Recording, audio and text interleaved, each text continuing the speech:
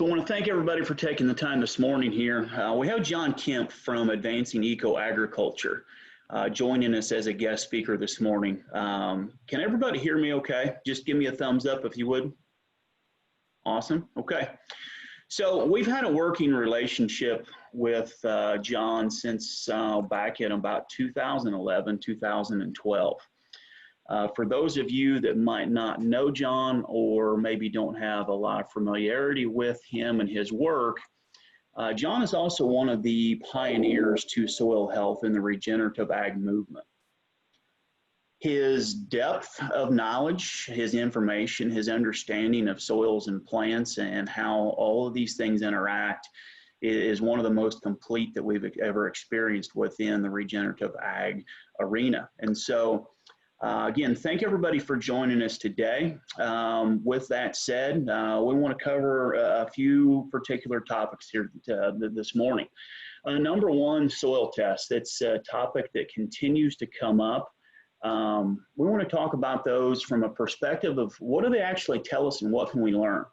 Because there is or does seem to be a fair amount of misconception about these. Number two, nitrogen management. This is one that we all need to get better with. We need to become more efficient. We need to make better decisions with how, when, products, et cetera. How do we apply it? Especially looking back to the podcast that John had recently done with Dr. Mulvaney from the University of Illinois, showing where a very large percentage of applied nitrogen never makes it to a plant. And then to finish up, we want to talk about the biggest keys to making regenerative agriculture systems work. And so with that said, I want to welcome John and thanks again for joining us here this morning. Thanks, Brad. I've been looking forward to this conversation. It sounds like you have some interesting topics that you want to unwrap. Absolutely, absolutely. And so let's start with the soil test piece first. In your knowledge, in your background, in all the tests and studies and trials you've done, what actually can we learn from soil test results? Goodness, Brad, you're asking me to talk about something that I haven't yet talked about publicly. I have privately quite a number of times, but I guess perhaps to give my comments some context, my history as an agronomist and doing consulting work goes back to 15 some years ago. I got my start doing consulting work by working closely with Midwestern Bioag and Gary Zimmer's group, who were basing all of their recommendations on soil analysis, running through Midwest labs and making recommendations for trace minerals and calcium magnesium balance and potassium phosphorus levels and so forth. And then as we started working with more and more high value crops and started using more sap analysis, there's been this shift in thinking that has kind of occurred organically over the last 15 years. And it wasn't until probably the last year, maybe 2 years, I realized how we think today about soil analysis is completely different from where it was 15 years ago. In fact, and that came about as a result of our experiences and observations, realizing how little the soil analysis corresponds to crop performance. And I have gone so far as to make the comment in presentations that there is no correlation between the mineral levels on a soil analysis and the nutrients absorbed by a crop. And that is very startling for a lot of people. In fact, it's been so startling that I've almost never been asked that question because it doesn't even compute for people that could actually be the case. So to answer your question directly, how do we use soil analysis today? Well, we don't use soil analysis for potassium balancing because, as Richard Mulvaney reported, and even before I knew of Rick Mulvaney's work, all of the experience that we had with sap analysis with crop performance described that there is zero correlation between potassium levels on a soil analysis and actual crop absorbed potassium. In fact, I would say in our experience, probably 90% of the time, greater than 90% of the time, there is a negative correlation between potassium chloride applications and potassium absorption by the crop. The more potash you apply, the less the crop absorbs, and we've got tens of thousands of tests that prove that to be the case. We don't use soil tests anymore for phosphorus balancing for the exact same reason. And in fact, we find that there's multiple factors in play, calcium and magnesium balance and so forth, but the bottom line is that phosphorus delivery to a crop really is a function of biology. And when we have good biology, we can have soils that have phosphorus levels on a soil test of less than 10 part per million and have abundant levels of phosphorus absorption by the crop. And on the other hand, we can have soil analysis with greater than 400 parts per million phosphorus, and we have a lot of this we work with as well, and the crop is starving for phosphorus because there is no biology. So we've found that phosphorus delivery is almost exclusively a function of soil biology, and the number on a piece of paper has no bearing whatsoever on how much phosphorus a crop can absorb. Then the other two areas where we believe the modern day soil analysis are completely inaccurate is with manganese and iron. Soils can show adequate levels of manganese, but the crop is almost always universally deficient. And soil tests usually show abundant or excessive levels of iron, and yet the crop is almost universally deficient. And there's the redox biochemistry to explain why that is and what's going on there. So really, how do we use soil analysis today? We do still use it. We run typical Midwest labs or Ward labs soil analysis, and there's other labs that our growers work with as well. So we see tests coming through from lots of different labs. We still do run a typical percent base saturation assay with a trace mineral profile. But the only things that we really manage and that we really apply to the soil based on that test are calcium and magnesium balance and zinc and boron. That's pretty much it. Those are really the only things that we use it for. And then in the last 2 years, we have started conducting a lot of tests, and we've run lots of conventional soil analysis side by side with the Haney analysis to gain some experience with those. I would say off the top of my head, we've probably run between 7,000 and 8,000 side-by-side comparison samples. And I've come to really appreciate the Haney analysis. It's still not perfect, but it's less imperfect than any of the others in terms of reporting or correlating and corresponding to what is on the lab report and what the crop is actually showing us.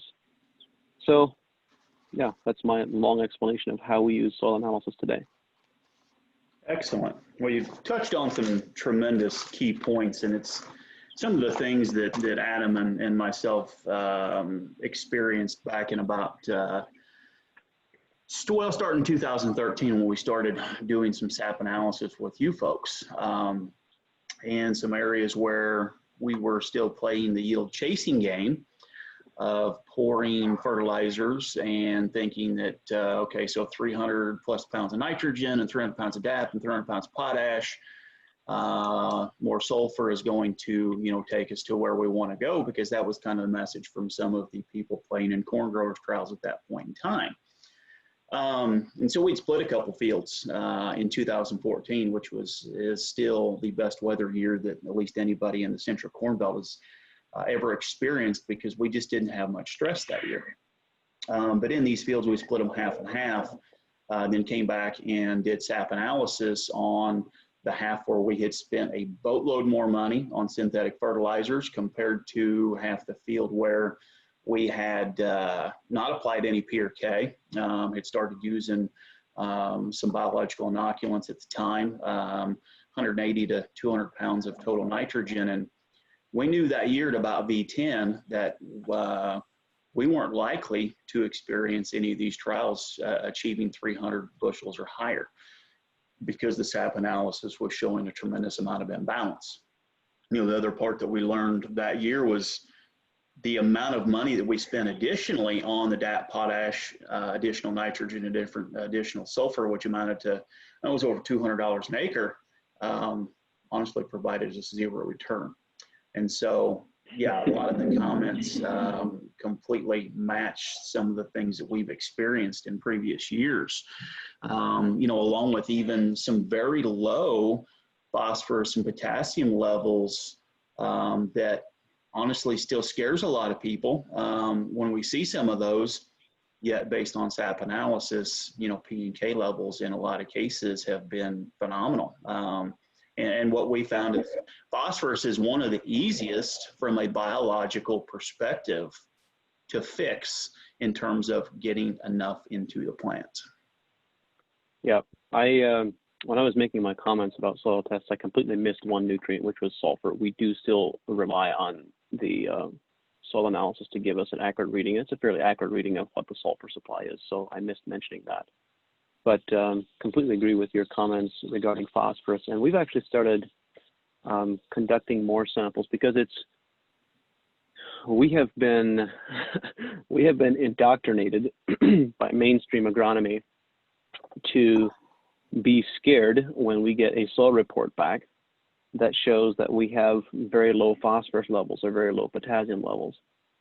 And so I decided to use that psychology, and I recognize that in myself and in our consulting team. And so we decided to use that psychology to our advantage. And we started running samples through Agent Labs in Ontario for a total mineral profile, total mineral assay of all the nutrients contained in the clay or in the loam, in whatever your topsoil profile is. And so they're not trying to measure what's necessarily extractable or available. It's really a mining assay that is used for geochemical exploration. And all of a sudden you get a soil report back that shows that in reality in your soil you have maybe 50,000 pounds of potassium in the top 6 inches and 15,000 pounds of phosphorus. And now you look at the number on that piece of paper and say, oh my goodness, I'm not going to run out of potassium and phosphorus for the next 2 centuries. And that's just the top 6 inches, never mind what's left below that. So it's actually been an interesting experience to use that, what I'll term that indoctrinated psychology to our advantage and say, wait a minute. And there's also the other thing that Dr. Mulvaney has done some interesting, fascinating work on nitrogen and potassium, but there's also a lot of work out there on phosphorus and the idea that there's some emerging research. I don't even know if it has been published yet. It's probably going to be published in the next year or so. That indicates that of applied phosphorus, something greater than 90% of it is locked up in 96 hours or less. That's just a ridiculous number. That means a majority of what we're applying is never going to be absorbed by the crop. So anyway, I don't know how long it's going to be before the ag industry figures that out, because it will likely never be published in mainstream ag journals. But the research has been done, the homework has been done. It's not make-believe. In fact, we could say, based on the evidence that is out there, that applying potash and phosphorus is make-believe because it doesn't really correspond to what's actually going on. Absolutely. So with the total amounts, and just in the top 6 inches of soil, not counting the top 2, 3, 4, 5 feet, and so on, considering those that are also using a residue digester program to more efficiently cycle all of those nutrients and minerals within the residue, considering that at maturity, carbon, hydrogen, oxygen make up roughly 96% of total plant biomass, is it even theoretically possible to truly mine soils from a P and K perspective? I don't believe so.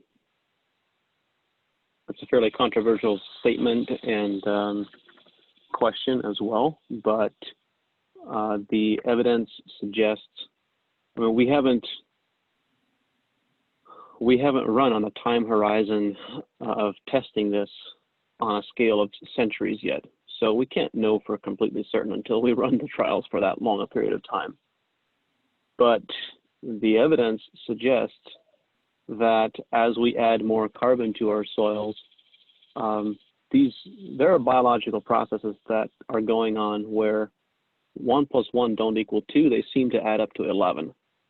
And what's we can see on our typical soil tests that when we stop adding potash, all of a sudden potassium levels start to climb. When we start, when we stop applying phosphorus, all of a sudden phosphorus levels start to climb. So it's very common to see this on a typical soil analysis, but we haven't done the history and the homework to know whether this happens on the total reserve numbers. But in reality, if you calculate, it's also, it is not the correct perspective to look at it purely from a crop removal rate and say, okay, we're removing this amount of corn, grain, let's say, and it contains this potassium content or this phosphorus content. Therefore, we're removing this much per acre.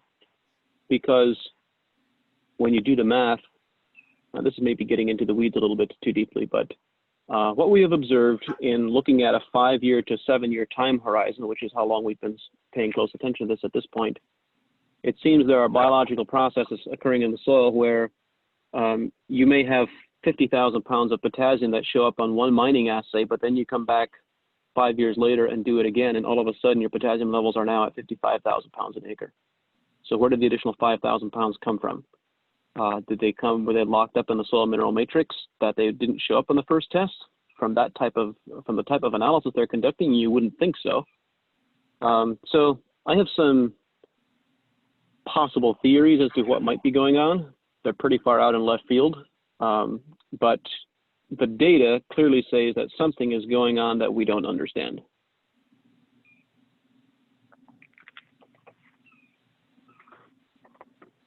Well, there's no doubt there's simply a tremendous amount in this entire business, in this so-called game of what we are all doing that we don't know. And that's probably one of the biggest downfalls of the entire industry is we have kind of taken the mentality that, well, we've done it for the last 20, 30, 40, 50 years, whatever number you want to use, and it's worked, and so we're going to keep doing it.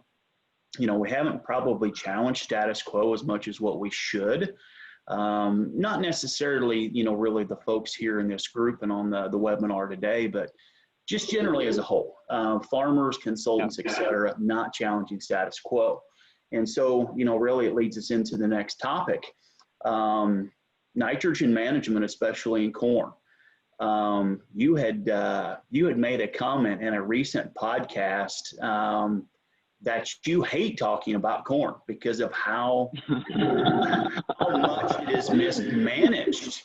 And so let's dive into corn, let's dive into nitrogen, let's dive into those topics because honestly, I love it, and I know a lot of people here do, the boldness of you willing to really step out and say those kind of things because frankly, it's true. Yeah. Well, I'm not sure where you would like to begin, but I'd like to go back to your previous comments that you made at the closing of the, we were talking about the mining assays, is there's so much that we don't know, and our biggest challenge collectively as an agriculture community, I believe, is the hubris that we think we do know. There's this, I think it's a Chinese saying, if I can get it straight, basically says, he who knows but knows not that he knows, he is asleep, awake him. And he who knows not and knows he knows not, he is a student, teach him. He who knows not and knows not that he knows not, he is a fool, avoid him. And collectively in agriculture, I believe that many of us are in that space. We don't know, and we don't know that we don't know. And what's worse, we think we know.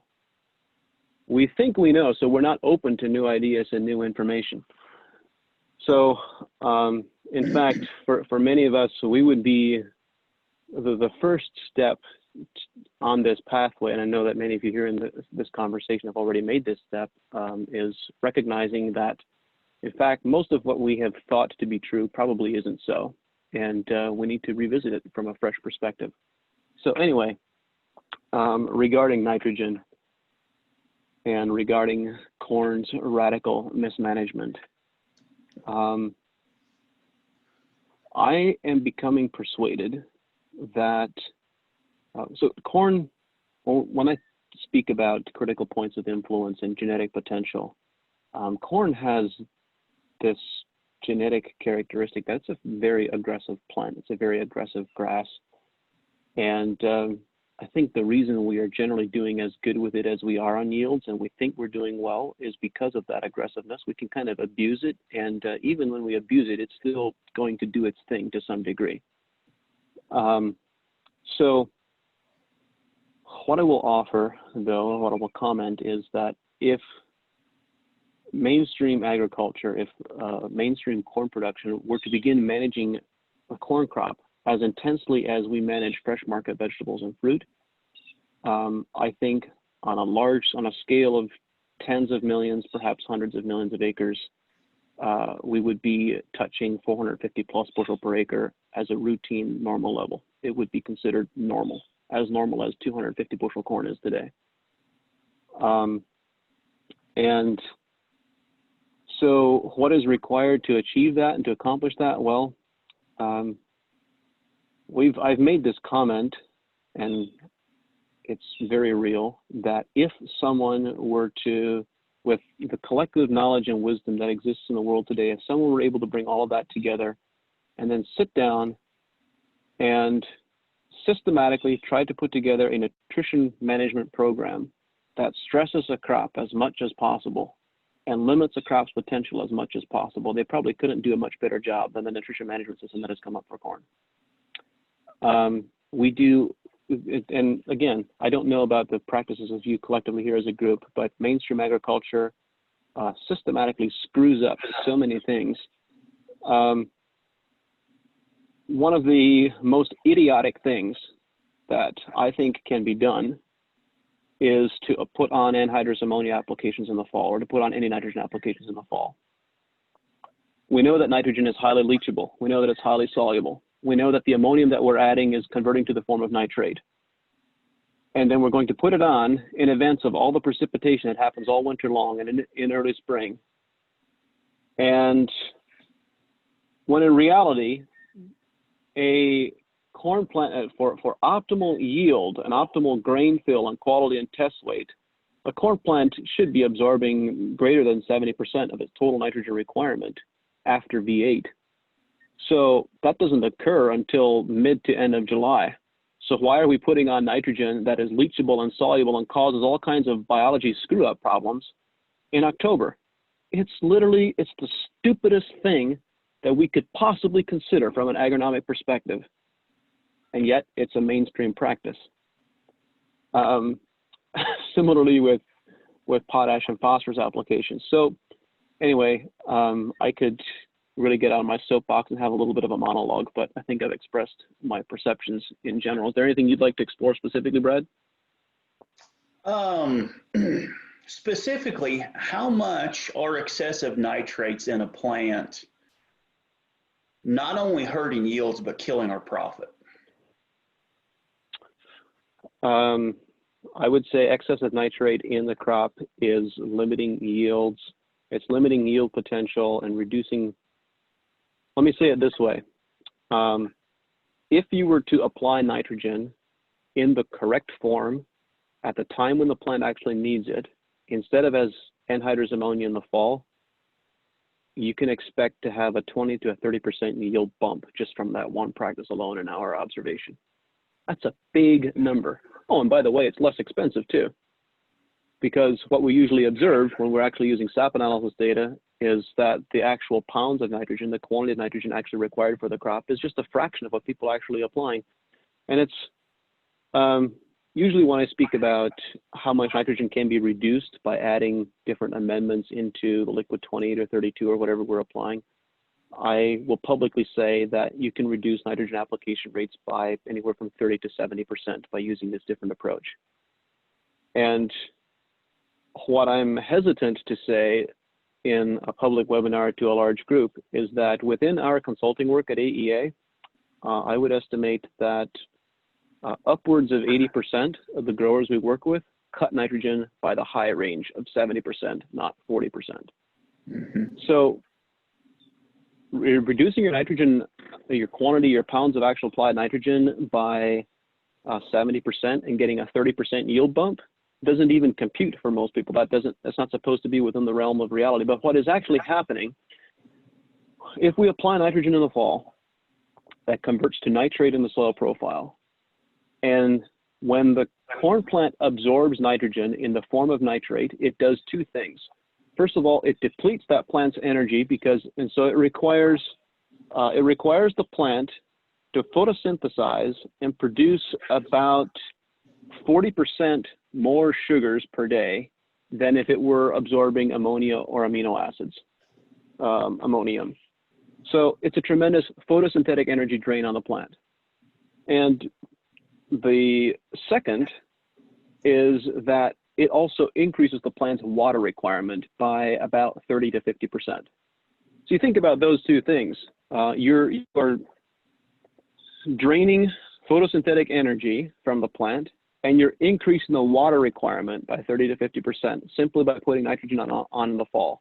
So how much drought resilience could you produce by stopping applying nitrogen in the fall and putting it on when the crop needs it at V6 to V8? You completely change the dynamics of that plant for the rest of the growing season. Those are just the two big obvious ones. There's a lot more to the story than that, of course, but those are the two big pieces that should hit everybody in the face with a 2x4. Absolutely. Love the boldness and honestly the brutal honesty to that.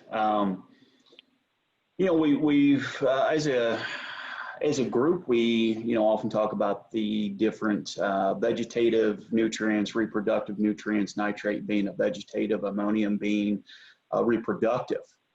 However, with Dr. Mulvaney's podcast, where you guys discussed the amino sugar, the amino acid portion in the soil, where the amount of applied nitrogen, we're only uptaking roughly 33%. If we continue to build the soil amino acid portions through microbial activity, through increased soil health, et cetera, does that nitrate and ammonium piece become as important from the vegetative and reproductive perspective? It goes out the window. It's no longer relevant. So that was our belief. Because we've had some trials in previous years where, 0 to 50 pounds of applied nitrogen producing over 250 bushel corn.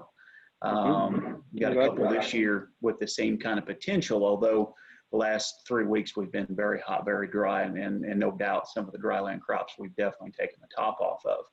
But it gives us a completely different perspective when we look at things from a more science-based and factual approach, rather than, again, we've done it this way for 20 to 50 years and why change? There's a lot of reasons to change. Profit, soil resiliency, not continuing to degrade our most precious resource in the world today is very, very critical. I think, of course, avoiding degrading soil health is very critical from a long-term perspective. But for us as farmers and growers, it's easy to lose sight of that distant pain, particularly when we're strapped financially and we feel that we need to have some short-term gain.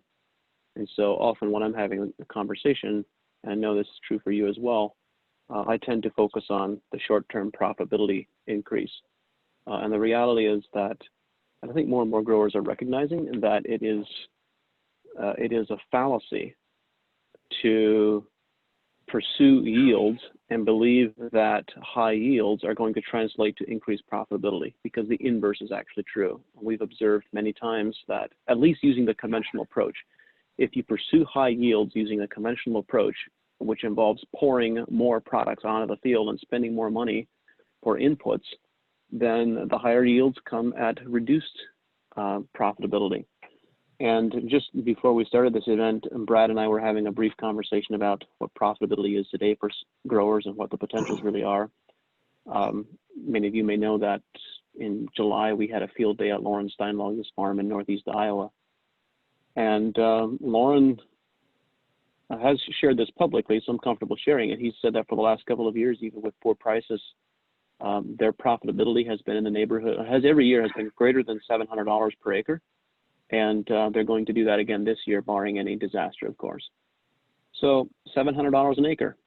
And that's because he is the low cost producer. He has really good yields, but he has very small input costs. He's spraying herbicides. He's putting on small amounts of nitrogen fertilizer here and there. And that's just about it.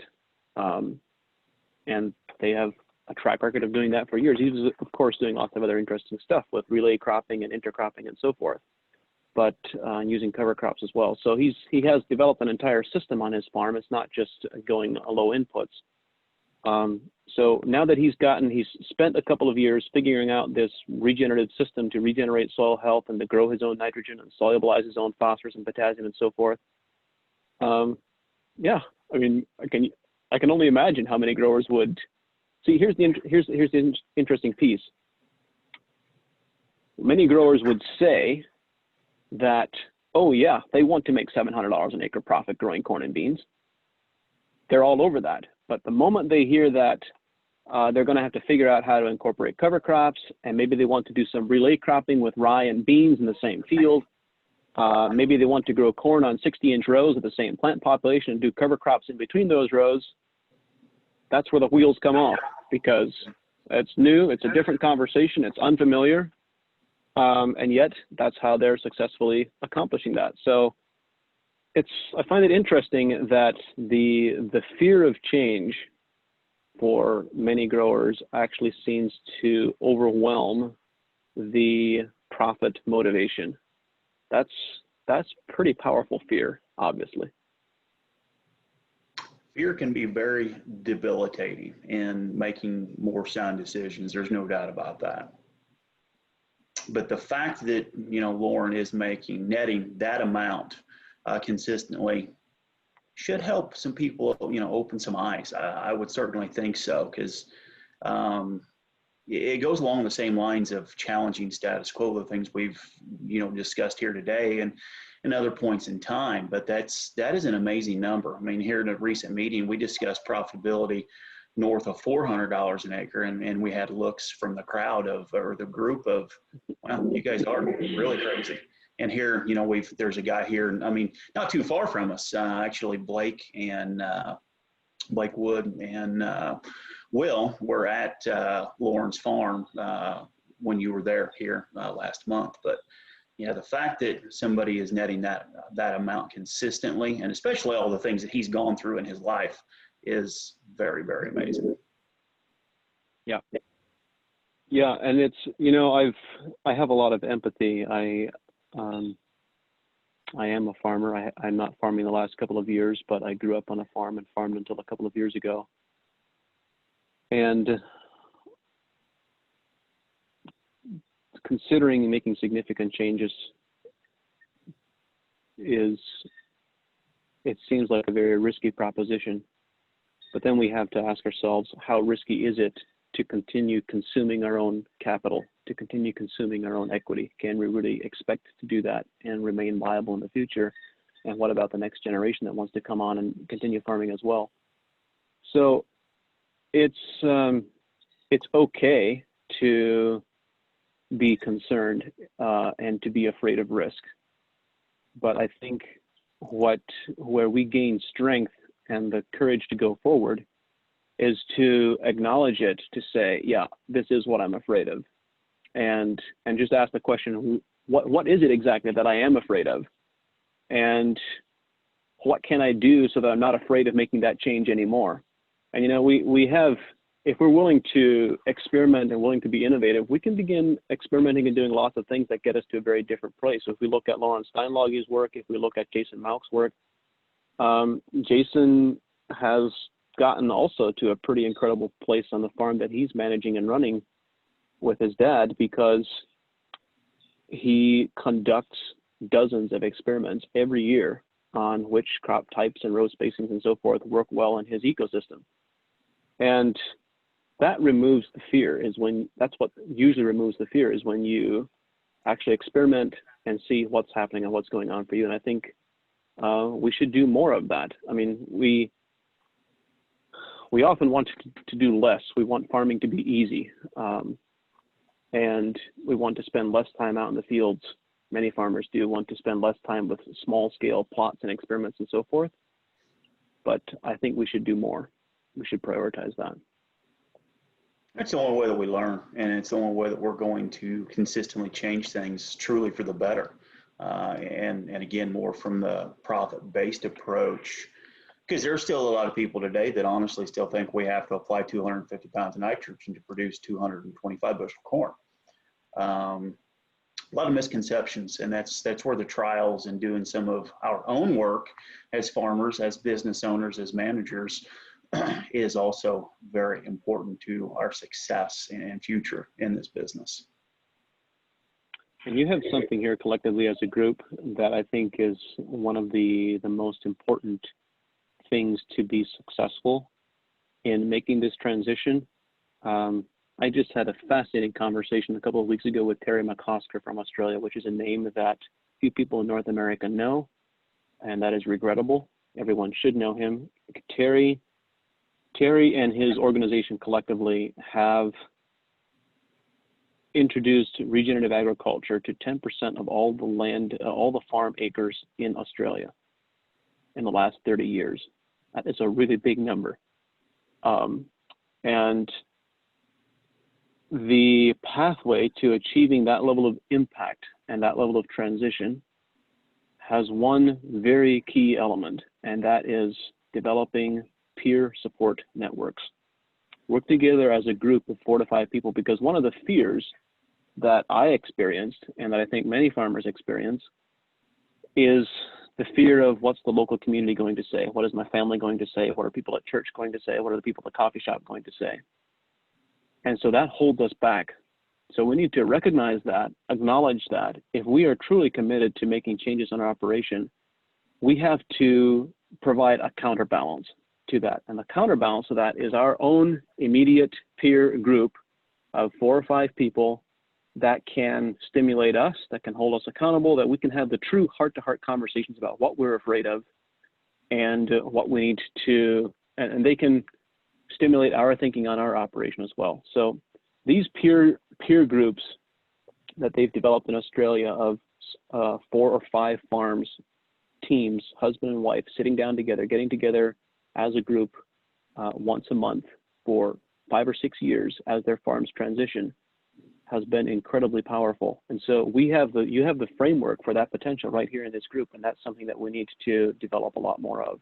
Mm-hmm. Definitely, without a doubt. There's actually a couple guys on here that, that comes up quite a bit about doing things completely different. And I know both of them simply don't care, what the neighbors and what everybody thinks. And that's also important to making regenerative farming work, which leads us into the third part of this. What are the largest keys to truly making a regenerative agriculture system work very well, and ultimately, how do we get there quicker? I have 2 thoughts in answer to that question. One of them is that you have to lose the pattern of thinking that I have a problem and I'm going to identify one solution. I have Palmer amaranth and I'm going to figure out how to get rid of Palmer amaranth. Even if the pathway to figuring out how to get rid of Palmer amaranth is to work with soil biology and develop soil health to the point where Palmer amaranth doesn't exist anymore, which is possible, by the way, that's still a pattern of thinking that is not going to lead to your fullest potential with regenerative agriculture systems. So that pattern of thinking of problem solution needs to die. The pattern of thinking that we really need to embrace is, the best way I can describe it is ecosystems thinking.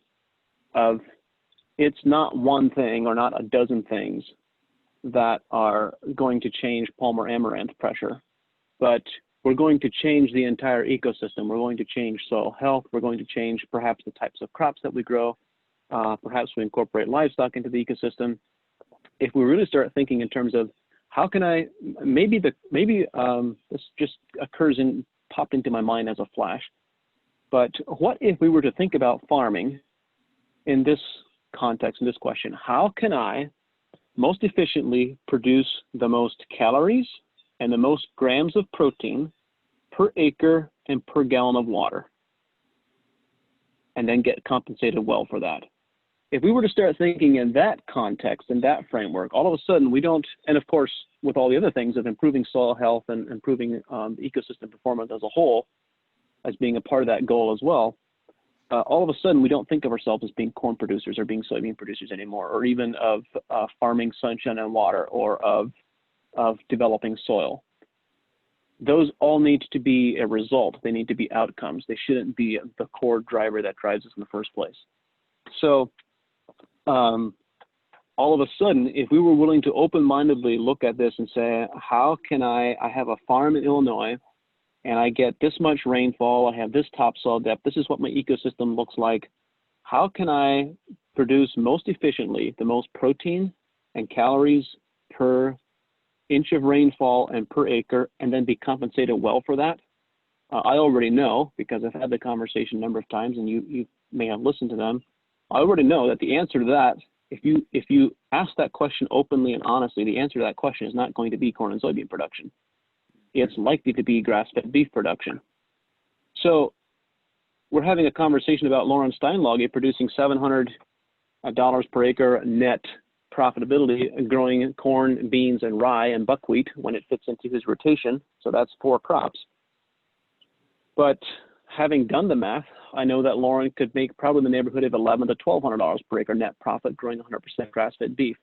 People don't realize that here in North America, we have way more demand than supply of grass-fed beef. We import the majority of our supply from New Zealand and Australia and Argentina.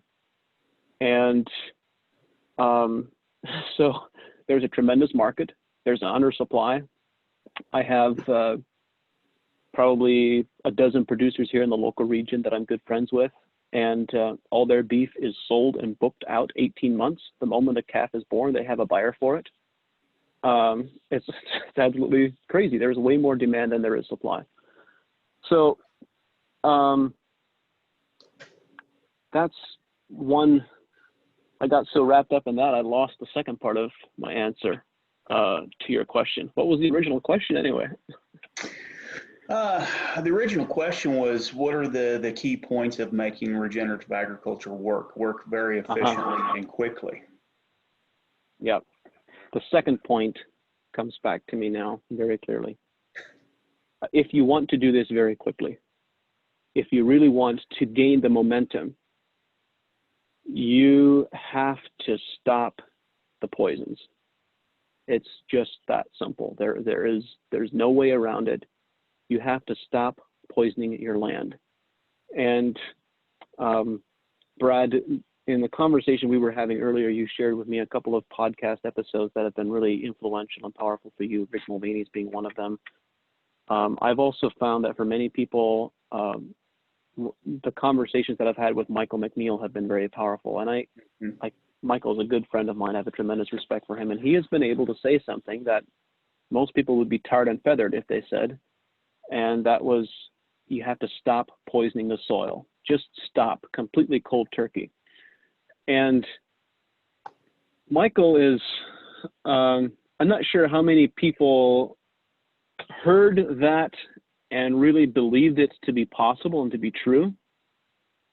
But Michael is speaking from the voice of experience. He's 40 years experience as an agronomist in Northwest Iowa, and he has successfully helped people stop using all poisons completely cold turkey, as he called it, stepping off the cliff, on a scale of 150,000 acres in the last 6 or 7 years. Most people don't know that bit of context. So it's not like he's just making up a story. He's actually done it successfully on scale. And so to truly develop these regenerative ecosystems, we have farms in dry. I'll give you an example that goes back to our nitrogen management story. We have farms that we've worked with in dryland Kansas who are getting anywhere from 12 to 18 inches of rainfall a year the last several years, which is much higher than normal. And they are producing 100% of the crop's nitrogen requirement from biological inoculants, from the Spectrum and Rejuvenate that we're using. There is no cover crop because it's dry land. They don't believe they have enough moisture to grow a cover crop, or they don't want to squander that moisture, which I think is crazy, but that's another conversation. So there's no cover crop, there's no compost, there's no manure, there's no applied nitrogen. There is no other source of nitrogen going into the system except the microbial inoculants that are being applied. And their Haney soil analysis and the SAP analysis indicates that they are fixing somewhere in the neighborhood of 280 to 300 pounds of nitrogen per acre per year on dryland soil. Now, there is no way that that would be possible if they applied any anhydrous ammonia. There is no way that would be possible if they applied liquid 28 or 32 continually on a continuing basis. There is no way that would be possible if they did continuous herbicide applications or 2, 3, 4 glyphosate applications per year. You do any of those things and that system is not going to work. So their weed control approach is they try, if possible, they try to limit it to 1 herbicide application per year, at the most 2, never more than 2. And then the biological inoculants. No fertilizer applications. So, of course, this was a transition that for them, it took several years of experience with the inoculants and observing them in the field before they were comfortable making that step. But the interesting part is once they stopped, so they were seeing these incremental increases where they had more nitrogen and their nitrogen applications were dropping maybe 40 to 50% or something like that. But then when they stopped the herbicide applications and they stopped the fungicide applications, there was this bump where they went from, instead of only requiring 40% of the nitrogen for the crop's requirements, now they required 0. So there are these, the way that I would say it is this: you can begin developing a more regenerative system and begin transitioning by starting to add more microbial inoculants and starting to reduce some of the toxins like anhydrous ammonia and potassium chloride and DAP applications. You can begin cutting those things out and gradually start making a transition. And you will see positive improvements, but that will only get you so far. And then there comes a point where if you want to continue progressing, you have to be willing to take some risks, run some experiments, and do something bold. And when you start making those bold changes, that's also when you get the bold responses and the bold reactions. That's where you get to the point, as these guys have done in Kansas, that's where you get to the point where you no longer require any pesticide applications, any fungicide applications, and no nitrogen applications. Is because they were willing to step off the cliff with toxins. So you can begin making a gradual transition, but if you really want to accelerate the system and have things go incredibly well, you have to get to a point mentally, emotionally, where you're willing to take the leap into the unknown. Absolutely. Tremendous example, tremendous story. And it's, you've mentioned also before there's people growing, 300 bushel corn with 0 applied fertilizer, period. And yep, that also takes that same mentality, and it takes an understanding, takes, challenging status quo. But the point number 2 of stopping the poisons, that was honestly one of the biggest things that we wanted you to hit on, because that process of taking 4 or 5 steps forward, but then taking 4, 5, 6, 7 or more steps backwards because of using other antagonisms, we're not doing anything. We're at least not doing anything beneficial or positive. And that is a big thing that we've got to change to continue to be more successful, more consistently, more profitable. We have this idea, when you think back to the productivities of the prairies, in New Mexico and Arizona, the tallgrass prairies, there are many stories of horse and rider being able to be completely lost in the grass because it was so tall they couldn't see over it. Today, this area is a desert because of the way that we've mismanaged it in the last couple of centuries. And so there's lots of anecdotal history of the productivity that the prairies had. Who fertilized it? Who applied anhydrous ammonia? Who applied potash and phosphorus? No one did. And yet we had productivity. Again, if we go back and we calculate the productivity in terms of grams of protein per acre and grams of protein per gallon of water, we're not today beginning to match the productivity of those ecosystems. Mm-hmm. We're actually a lot less efficient than those ecosystems were. Definitely. So we're going to open it up for questions here in just a minute, but I want to turn the tables on you a little bit. One of the questions that you, I think, ask in every one of your podcasts is, what is something that you wish everybody else within agriculture and farming knew today to make it more successful?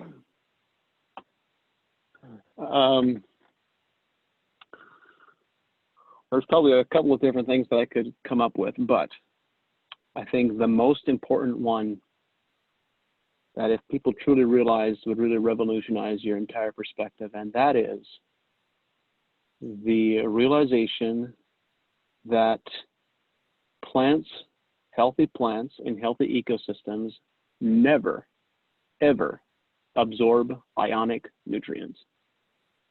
They never absorb a phosphorus ion or a potassium ion or a calcium ion from the soil solution, because there is no such thing that exists in a natural ecosystem.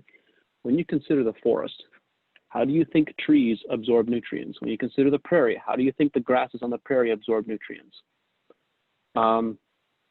And to give you a really profound example of this, I enjoy climbing and rock hiking, and we have some pretty interesting features here in the state of Ohio, not far from where I live, where some really large rocks were dropped from the glaciers. And here are these large tablelands of rocks or cliff faces, and there are trees growing out of the rock. And these are maple trees and oak trees that today are 30, 40 inches in diameter, all the way down to small saplings. And there is no soil present. There is no soil. There never was any soil. It is a bare cliff face. Yet we have these large trees. You have these exposed roots growing. These exposed roots are attached right on top of the rock or on the side of the cliff face. And we have to ask a question. Where are those trees getting their nutrients? How are they getting their nutrients? And I can tell you for certain that there is no soluble nitrate or ammonium in that ecosystem. It doesn't exist. So that is one thing that I wish all farmers not just knew intellectually, but really internalized it and grasped fully what that means. Because what that really means is that in natural ecosystems that are thriving, plants absorb 100% of their nutrition from biology. They don't absorb calcium ions. They don't absorb nitrate or ammonium. Instead, they absorb amino sugars. They absorb entire bacterial cells that contain calcium and zinc and manganese and all these other things. So if we really, truly internalize that idea and that message that it takes soil biology to feed plants, and instead of thinking about farming plants or feeding plants, if we instead thought about increasing the biology. So something that has just occurred to me as I've been having this conversation is, rather than thinking about this in terms of let's say that we need 200 units of nitrogen or 300 pounds of nitrogen per acre, what if we thought of it in terms that in order to supply all my nitrogen requirement for a crop, I need to have a minimum of 6,000 pounds per acre of microbial biomass. If we started thinking about it in those terms, I need 6,000 pounds of bacterial biomass this year to feed this crop, that would revolutionize agriculture, and it would eliminate the need for fertilizers, and it would eliminate the need for pesticides. That one change in and of itself. Most definitely. Most definitely. So it's often said in the cover crop world that it's plant roots that fix soil. Based on what you just said, That's not actually 100% true. It's actually biology, and we're for the use of cover crops. I mean, don't get us wrong, because it can be a very powerful synergist to what we're doing. But we've also seen cases where the use of cover crops, that there's never any aggregate structure built because of some of the other things that are going on. And so, Yep. It's not actually plant roots that fix soil. It is in fact biology. And that is a misconception from the cover crop world today, that, it's another piece we need to fix. Yeah, you're absolutely right. You can have cover crops and develop large root systems and have no improvement in soil structure, and really also have no improvement in the microbial community, or very limited, comparatively limited improvement in the microbial community. And so this actually, I'm going to go down a bit of a rabbit hole. It's a topic that I've been learning about, trying to learn about and understand the dynamics of.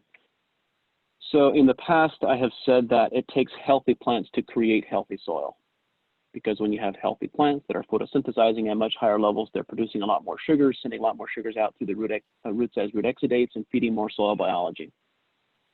And I still believe that to be partially true, but it is also at least incomplete. And when you read the literature of how, and you ask the question, what percentage of a plant's total carbohydrate production, what percentage of a plant's total photosynthesis does it transmit to the soil profile and out through the root exudates, through the roots as root exudates? The data is all over the board. It varies from as low as 5% to as high as 80%. And of course, people are looking at different plant species, but the one factor that is never considered to be measured is, what is the relative degree of plant health, and what's the relative degree of soil health? I believe it is those two factors that determine what proportion of a plant's total photosynthetic energy gets sent out through the root system. And based on the dots that I'm connecting so far, and I'm still in the process of connecting them, but the picture that seems to be emerging is that there's a bell curve, there's a spectrum, where when soil is really unhealthy and when plants are really unhealthy, they transmit almost no photosynthetes and almost no root exudates into the soil profile.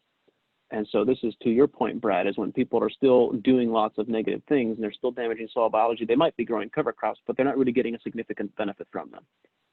Then as soil health improves, plant health improves, you get this significant gain, and you can start building soil very quickly. But then on the opposite end of the spectrum, and this is, I've only observed a few farms that are at this stage, but when you have really vibrantly healthy soil and robust microbial communities and extremely healthy plants, the evidence seems to point in the direction that you actually have plants that transmit, again, a much smaller percentage of their photosynthate out through the roots as root exudates, maybe only 5 to 7%, instead of, let's say, at the peak you might have as high as 80%. But here's where it gets really interesting, is that it is on those soils and those crops at the far end of the spectrum where we have only a small percentage going into root exudates because everything is so healthy. That's where the stories are occurring of these ridiculously high yield levels that no one wants to believe. That's where we had this experience in California a couple of years ago, where we're working with soil that was fairly compromised on citrus. This was on lemons, and the grower was willing to do kind of whatever it took. And we have the advantage in lemons that they don't have a lot of diseases and insects that they're susceptible to. So there were almost no pesticide applications other than herbicides. So we started managing differently, cut out the herbicides, cut the Roundup applications from 12 per year down to 1 per year, and started growing cover crops and started doing some different things. And in 2 years, his yields went up 3x, 300% yield increase. And he was already a top producer before that. And so I think right now he's between 4.5 and 5x the state average yield on lemons. This is not a story that I talk about when I'm speaking to large audiences. I do one on the smaller audiences as here with you, but I believe that his soil health and tree health developed to such a point, and also at that point the plant started sending out a smaller percentage of sugars as root exudates, and we started getting these much higher yields as a result of that. So anyway, that was maybe not a topic that you were hoping to get into, but thought something worth passing on.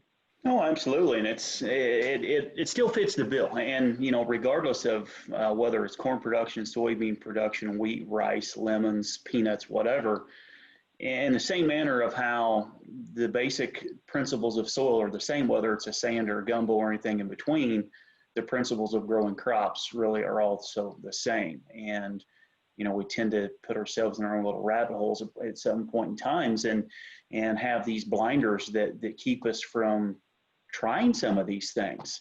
I mean, even if it's a small trial, a small field, whatever that might be, these are the things that we have to do to get to the point of being consistently successful and profitable, and even considering, I mean, there's still people today in central Illinois that think 200 bushel corn is great. Well, there's places today, especially with high input costs, that 200 bushel corn, actually people are losing money.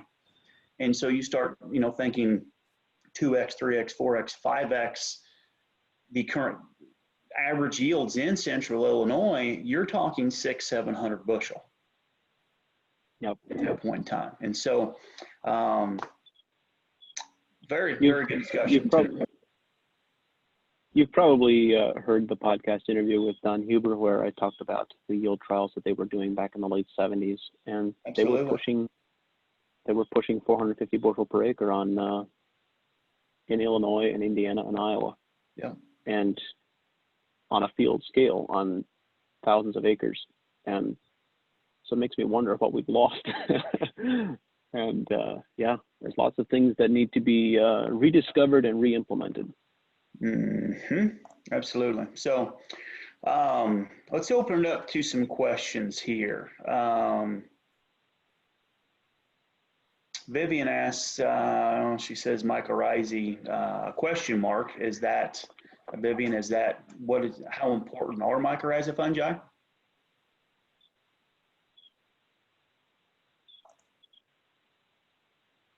You're muted.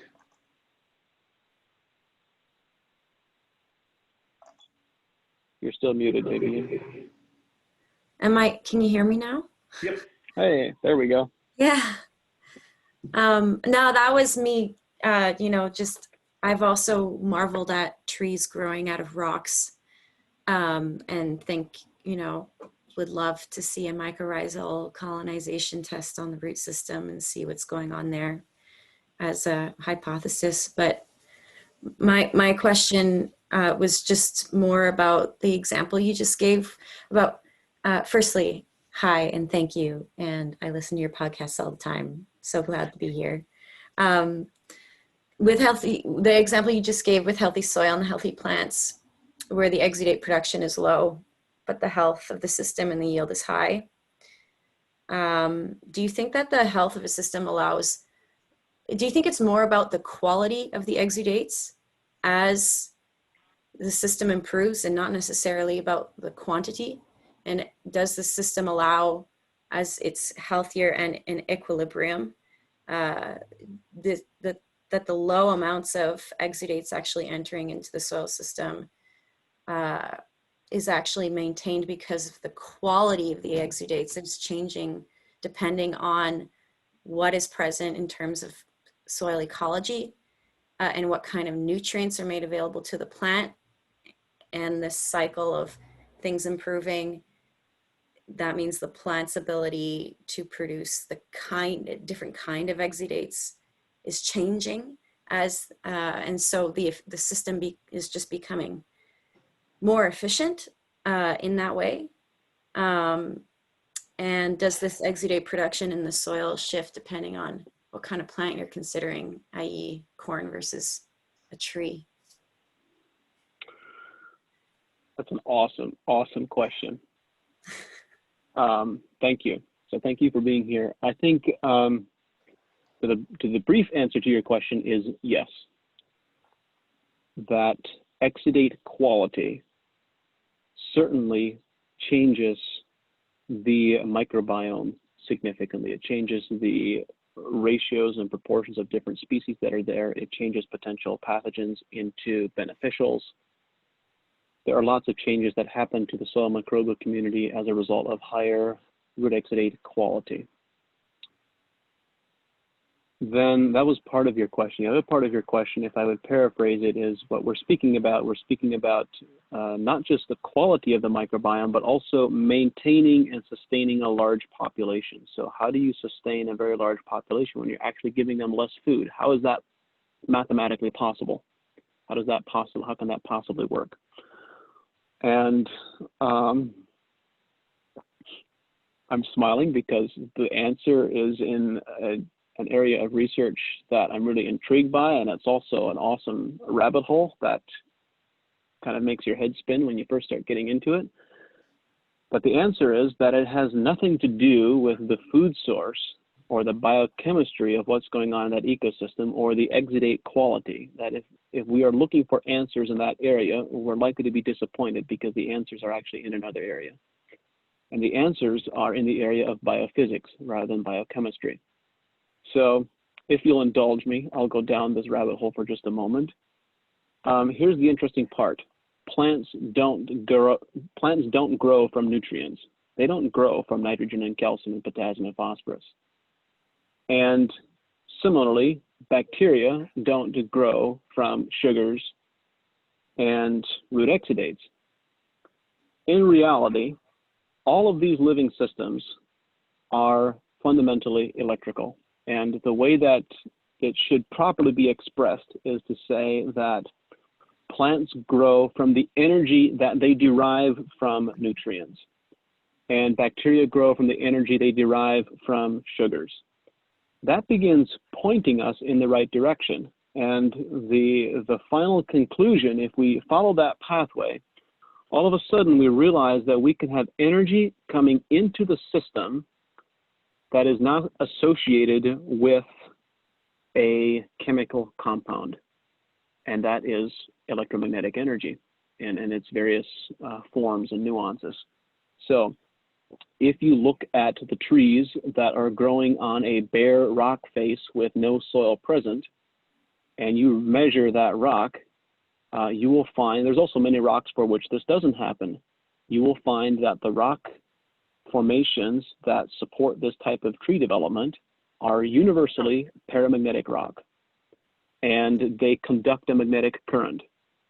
And you will also find, so when you think about a plant from a biophysics perspective instead of a biochemistry perspective, then a plant becomes an electrical antenna plugged into a magnetic grid that we call the soil. And the better the coherence between that antenna and the soil, in other words, so think of it this way, the more conductive the soil is electrically and the more conductive the soil is magnetically, those are two very different things. You have electrical conductivity and then you have magnetic conductivity, which is called paramagnetism, or I should say magnetic susceptibility rather than conductivity. When those levels in the soil are high, you have a plant, and you have a plant that is resonating with that soil system, and they're truly in resonance or in coherence. You now have a plant that is extremely efficient and effective at absorbing nutrients from the atmosphere and absorbing energy from the atmosphere. So it is now, and the research is probably the first research that came out in this area was 7 or 8 years ago, where they're now recognizing that photosynthesis is actually a quantum mechanics or quantum physics process, not a biochemistry process. And all of a sudden it creates the realization that if we want to really explain how these trees can grow in a bare rock face, the reality is that they're not getting energy, they're not getting their growth energy from nitrogen, calcium, potassium, the way that we have been trained to think about it. They are getting magnetic energy and they're getting electrical energy from the rock that they're connected to and from the atmosphere. And there are some really incredible stories, anecdotal history of Kerry Ream's work 40, 50 years ago, where Kerry Ream said, he was one of the first people to begin talking about this that I'm aware of. And he said that the day is going to come when we begin approaching plant nutrition from this perspective and plant management from this perspective. If you can, when you get the soil nutrients and the soil and the plant to all become coherent, time is no longer a limitation. Because if you look at it from a physics perspective, plants don't have an endocrine system like humans. We have an endocrine system that limits our rate of sexual maturity and physiological maturity. Plants don't have that. So there is no time limitation at the speed at which a plant can grow. The only limitation is how much energy it can absorb from the soil and how much energy it can absorb from the atmosphere. So he actually predicted that the day would come at some point in the future when we would be able to plant a tomato seed and harvest a ripe tomato in 4 hours. We're obviously a long distance away from that, but he did enough research and enough experiments to prove that it was theoretically possible. He was able to grow green beans from seed to harvest in 18 days. He was able to grow radishes from seed to harvest in 6 days. In the early days, I've been doing less experimenting in this field personally for the last decade. A decade ago, I did a lot of it, enough to figure out that I didn't have all the dots connected and I need to stop and figure some other things out, which I think we've now been learning a lot about in the last couple of years. We were able to grow zucchini from seed to harvest in 31 days and green beans from seed to harvest in 18 days on the farm that I was running at that point in time. So in some of my blog posts when I've been discussing Olivier Houssan's work, I've made the comment that the agronomy of the future is going to be based on biophysics rather than on chemistry and genetics. And this is what I was hinting at. This is what I was pointing to. Is the day is going to come when instead of looking at soil calcium, magnesium, phosphorus, potassium levels, we're going to be measuring a soil's magnetic susceptibility. How well does it conduct magnetic current? How well does it conduct electrical current? And how well are our plants functioning as antennas? And when we can get that system working well, that's how you get to 500, 600 bushel corn with no fertilizer inputs.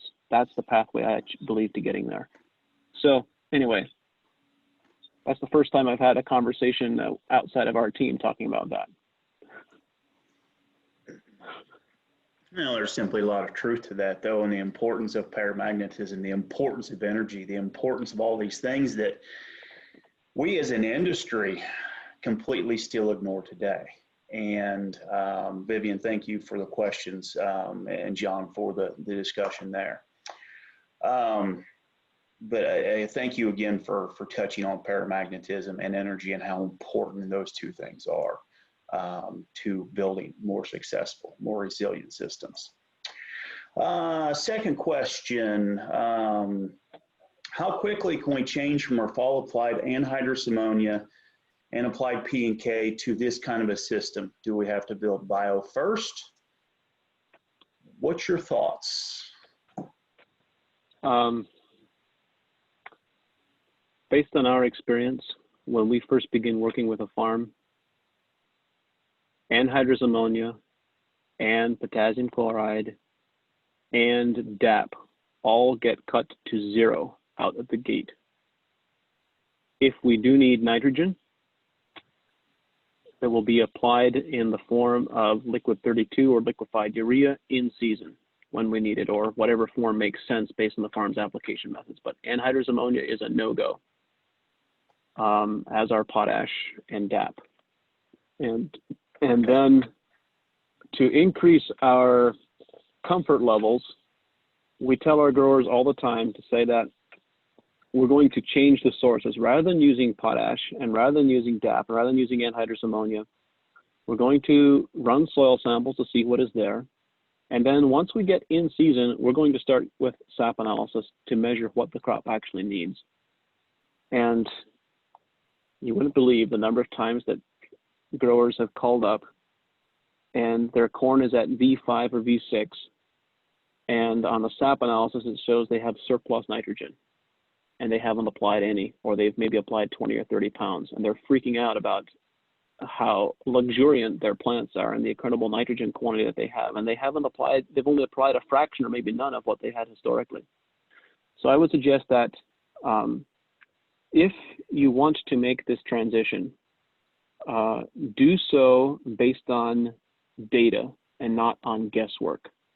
Collect the sap samples, see what your crop actually needs, and then you can manage in comfort. When you get a sap sample report back that says your desired level of nitrogen on corn at this stage is 2,000 parts per million, you have 4,000, you can sleep well at night. You don't have to be worried that you used to put on 300 units of nitrogen and can you actually safely cut back? You know, and you have comfort in what's actually happening and what's going on.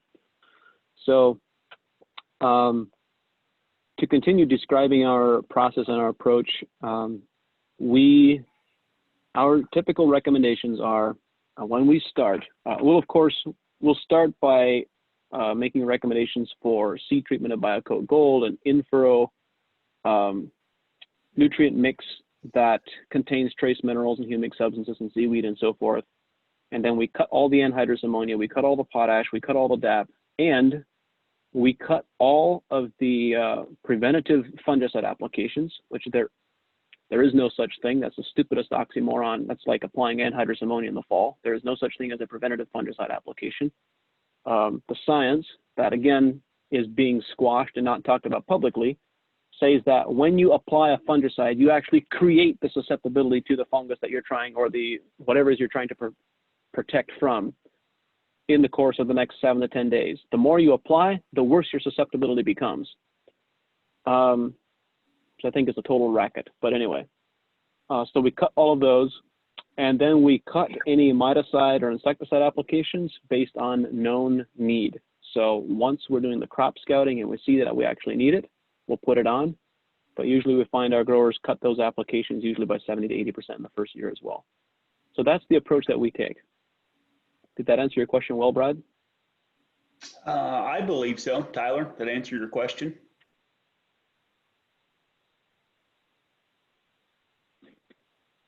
You're muted, buddy. Yeah, I mean, it's a total paradigm shift from the last 40 years of farming, and everybody thinks I'm crazy looking at it. So we do have, I mean, I did do about 10 acres of actual just zero applied nitrogen this year, and I'm seeing what I get as a result. The other half of our operation isn't too happy about that, and I didn't tell them about it until the corn turned a little lighter yellow later this year. But I mean, you don't know unless you try. So we're trying to move. I mean, it's just the equipment costs and things that you have wrapped up. It kind of might be a little bit of a process, but weaning ourselves off anhydrous will be the biggest, I think, benefit to our operation that I can get. Mm-hmm. Yeah, definitely. Maybe the way to frame it, maybe the way to frame it is, for the other half of your operation, is not to tell them that we're cutting out nitrogen, but to say we're going to change our nitrogen form from anhydrous to liquid 32. We're going to apply it in the cropping season, and we're going to apply it based on actual measured crop need. Some land might need more, some might need less. You don't even need to talk about numbers. Then when you actually get to in season and you have the data, you say, hey, we only need 40% of what we put on last year, so that's all we're going to put on.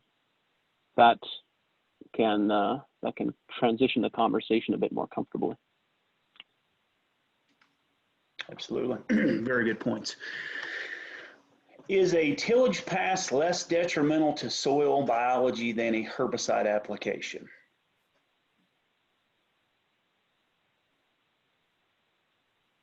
It depends.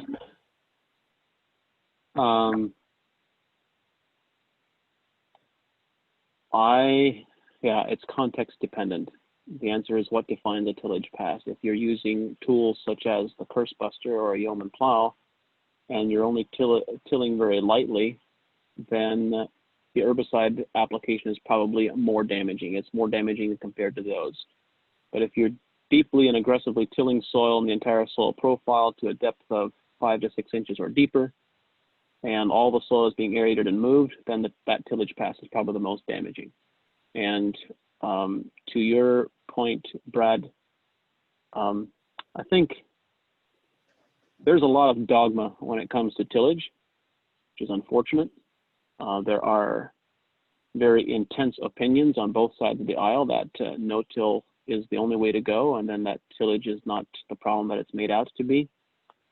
And I actually developed a set of criteria. I need to write a blog post about this at some point soon, but we should have the standards in mind for tillage, that they do not create any additional compaction, that they resolve more problems than they create, that they don't suppress soil biology. I came up with a set of 3 or 4 criteria that define what a tillage pass should accomplish and what it should do in order to be optimal for an ecosystem.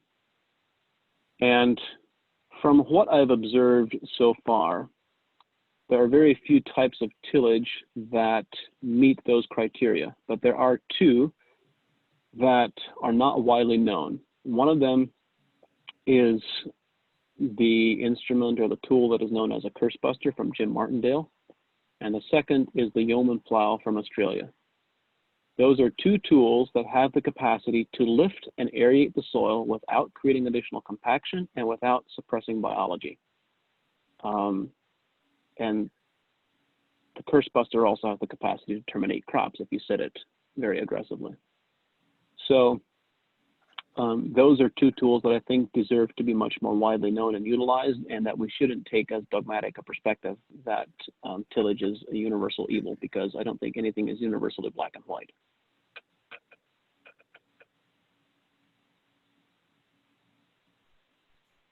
Definitely agree.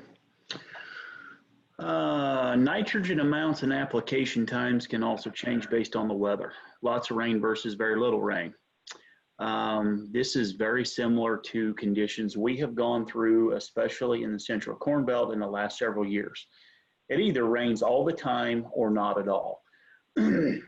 What are your thoughts on how do we also better manage nitrogen in these conditions? Is there anything that you would change based on what you said on no fall applications, doing more in season, doing more testing, having a better biological balance, more of the trophic levels of the soil food web to protect those soluble minerals as we have this predator-prey relationship? Is there anything else that you would change other than what you've already mentioned? No, amino sugars do not leach. Only nitrate leaches. So if you were to think of supplying your crop's nitrogen requirement as saying, I need 8,000 pounds of bacterial biomass per acre, that is not going to leach.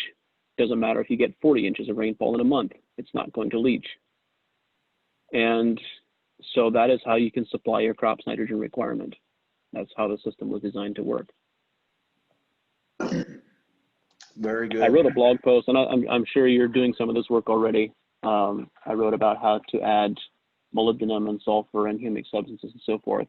You can apply liquid 32. I'm not saying you shouldn't apply liquid 32. So the way to think about it is when you apply liquid nitrogen in any form in season, you want to combine it with other microbial enhancing nutrients and materials so that 100% of the applied nitrogen, whether it's in the form of ammonium or urea or nitrate, gets converted to amino sugars in a matter of days. And that can happen. And then when that happens, it's plant available, but it's not leachable anymore. And you've just fixed that problem. Definitely.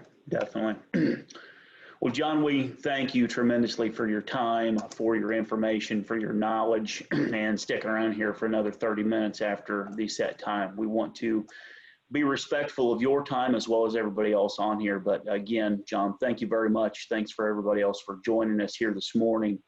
And I'm sure this is probably something that this group will like to do again. Thank you. Have an awesome day and a great growing season. We'll talk again soon. Do the same. Thanks again.